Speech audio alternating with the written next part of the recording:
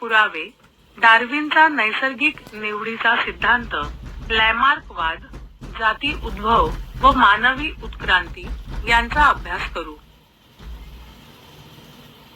स्पष्टीकरण. मागील इयत्तेत आपण डीएनए रेणूविषयी माहिती घेतली आहे. डीएनए रेणू हा घटक पेशी केंद्रकात असून तो आनुवंशिक गुणधर्म वाहून नेतो. त्यामुळे मातापित्यांची शारीरिक व मानसिक लक्षणे संततीमध्ये संक्रमित होतात. आनुवंशिकता व आनुवंशिक बदल. एका पिढीतील जैविक लक्षणे जनुकांद्वारे पुढच्या पिढीत संक्रमित होण्याची प्रक्रिया म्हणजे आनुवंशिकता होय. आधुनिक आनुवंशिकीचा प्रारंभ ग्रेगर जोहान मेंडेल यांनी केला. 1901 साली ह्युगो द रीस यांच्या उत्परिवर्तन सिद्धांताने अचानक घडणाऱ्या बदलामागील कार्यकारण भाव समजला.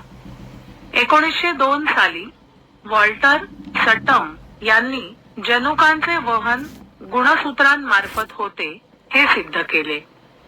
1944 साली ओस्वाल्ड एव्हरी, मॅकलीन मॅककार्थी आणि कॉलिन मॅकलॉइड या त्रयींनी काही विषाणू वगळता सर्व सजीवांमध्ये डीएनए हीच आनुवंशिक सामग्री असते हे सिद्ध केले.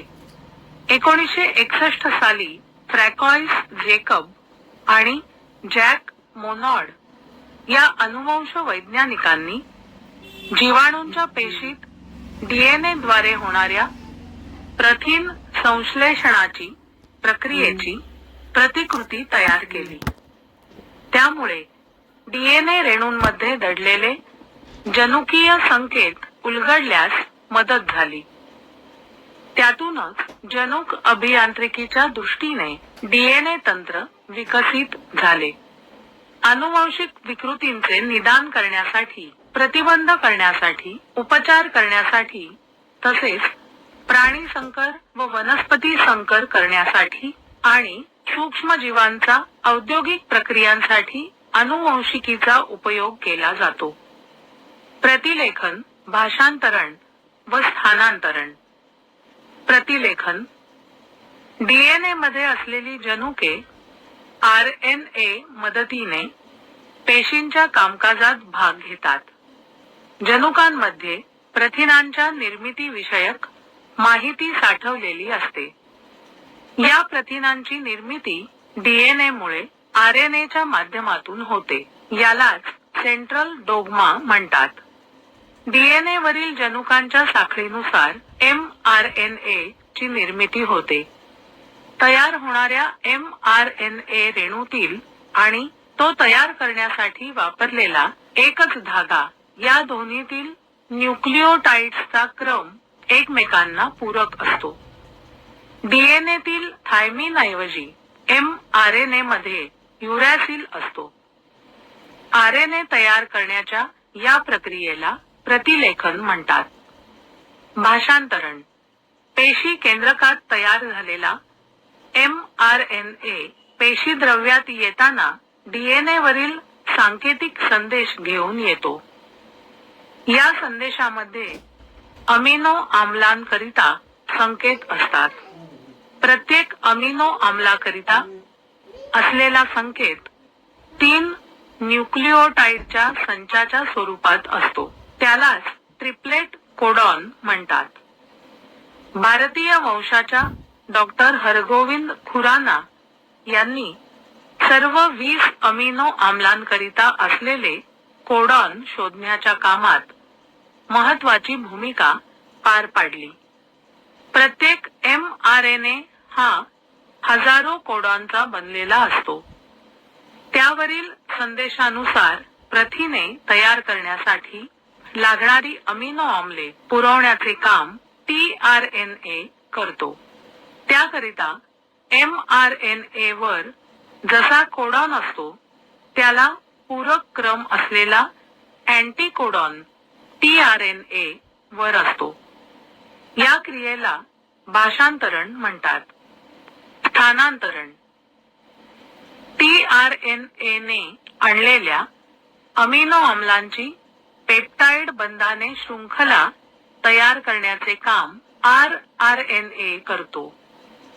या दरम्यान रायबोझोम mRNA च्या एका टोकाकडून दुसऱ्या टोकाकडे एक एक ट्रिप्लेट कोडॉनच्या अंतराने सरकत जातो. या क्रियेस स्थानांतरण असे म्हणतात. प्रथिनांच्या अशा शृंखला एकत्र येण्यानेच गुंतागुंतीची प्रथिने तयार होतात. ही प्रथिने शरीरातील विविध कार्ये व त्यांचे नियंत्रण करतात. उत्परिवर्तन सजीवांमधील जनुकांमुळेच ते त्यांच्यासारखे सजीव निर्माण करतात व यातीलच काही जनुके जशीच्या तशी पुढच्या पिढीमध्ये संक्रमित केली जातात. त्यामुळे आई वडिलांचे काही गुणधर्म त्यांच्या अपत्यात येतात. काही वेळा जनुकांमध्ये अचानक बदल होतात. जनुकातील एखादे न्यूक्लिओटाइड अचानक आपली जागा बदलते. यामुळे जो लहानसा बदल घडून येतो तो बदल म्हणजेच उत्परिवर्तन होय. उत्परिवर्तन कधी किरकोळ तर कधी लक्षणीय असते. उदाहरणार्थ उत्परिवर्तनामुळे सिकल सेल ॲनिमिया सारख्या जनुकीय विकृतीही निर्माण होतात. ही सातत्याने चालणारी अखंड प्रक्रिया आहे व ती डार्विनच्या नैसर्गिक निवडीच्या सिद्धांतांचे समर्थन करते. क्रांती उत्क्रांती म्हणजेच सजीवांमध्ये अत्यंत सावकाश होणारा क्रमिक बदल होय. ही प्रक्रिया अत्यंत सावकाश व जीवांचा विकास साधणारी असते. व्याख्या नैसर्गिक निवडीला प्रतिसाद म्हणून सजीवांच्या एखाद्या वर्गाचा वैशिष्ट्यपूर्ण लक्षणांक अनेक पिढ्यांपर्यंत बदल घडण्याच्या ज्या प्रक्रियेमुळे अखेर नव्या जीवजाती निर्माण होतात ती प्रक्रिया म्हणजे उत्क्रांती. उत्क्रांतीचा इतिहास सुमारे 3.5 अब्ज वर्षांपूर्वी पृथ्वीवर कोणतेच जीवन नव्हते. सुरुवातीला साधी साधी मूलद्रव्ये त्यापासून सेंद्रिय व असेंद्रिय संयुगे तयार झाली असावीत. त्यापासून हळूहळू गुंतागुंतीची सेंद्रिय संयुगे, प्रथिने, केंद्रकाम्ले आणि मूळ स्वरूपाच्या पेशी तयार झाल्या असाव्यात. पेशींमध्ये थोडेफार फरक असतील आणि नैसर्गिक निवडीच्या तत्वानुसार काहींची चांगली वाढ तर काहींचा नाश झाला असावा. आज मितीला पृथ्वी तलावर वनस्पती व प्राण्यांच्या कोट्यावधी प्रजाती आहेत. प्राण्यांमध्ये सूक्ष्म एकपेशीय अमिबापासून महाकाय देवमासा आणि मानव तर वनस्पतींमध्ये एकपेशीय क्लोरेरा पासून विस्तीर्ण वडाच्या जाती पृथ्वीवर आढळतात. हवा, पाणी, जमीन, खडक अशा सर्व ठिकाणी सजीव आहेत. सजीवांचा उगम व विकास याविषयी सजीवांची उत्क्रांती किंवा सजीवांचा क्रमविकास हा सिद्धांत सर्वमान्य आहे. उत्क्रांतीचा सिद्धांत उत्क्रांतीच्या सिद्धांतानुसार एक पहिला सजीव जीवद्रव्य पृथ्वीवर समुद्रात निर्माण झाला. 2 हजारो वर्षांनंतर यापासून एकपेशीय सजीव निर्माण झाले. 3 एकपेशीय सजीवात क्रमाक्रमाने बदल घडून त्यापासून मोठे व जटिल सजीव विकसित झाले. 4 हे सर्व बदल हळूहळू क्रमाक्रमाने सर्वव्यापी व सर्व अंगाने होत गेले. यामुळेच या प्रक्रियेला क्रमविकास अथवा उत्क्रांती म्हणतात. भिन्न रचना व कार्ये असलेल्या पूर्वजांपासून वनस्पती व प्राण्यांचा प्रागतिक विकास म्हणजे उत्क्रांती होय.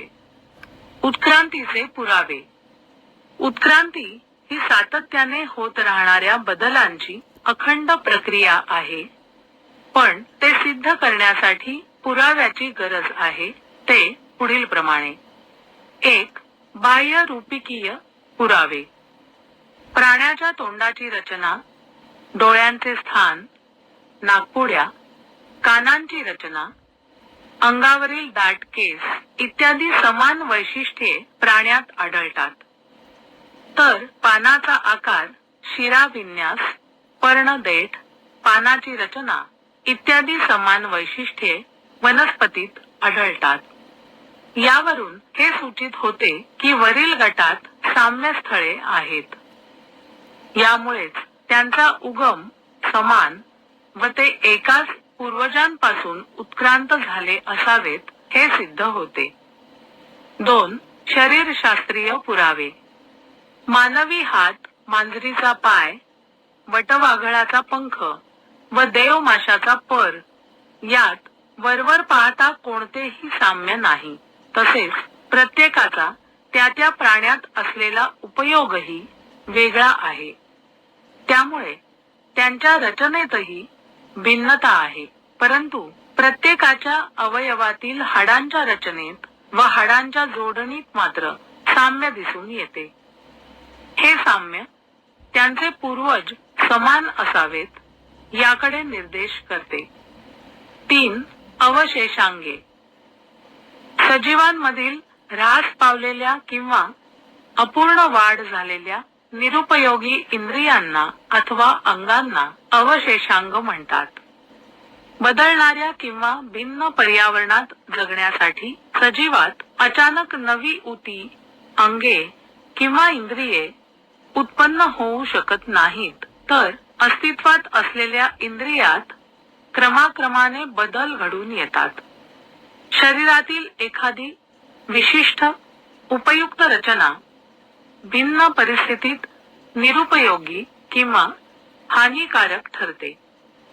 अशी इंद्रिये नाहीशी होण्याच्या मार्गाला लागतात. या प्रक्रियेस हजारो वर्षे लागतात. एखाद्या सजीवातील असा अवयव कार्य करत नसला तरी दुसऱ्या सजीवात तो कार्यरत असतो. उदाहरणार्थ, मानवाला निरुपयोगी असणारे आंत्रपुच्छ हे रवंथ करणाऱ्या प्राण्यांसाठी उपयुक्त व कार्यक्षम आहे. मानवाला निरुपयोगी असणारे कानांचे स्नायू माकडांना मात्र कान हलवण्यासाठी उपयुक्त आहेत. माकडहाड, अक्कलदाढ, अंगावरील केस ही मानवाच्या शरीरातील अवशेषांगे आहेत.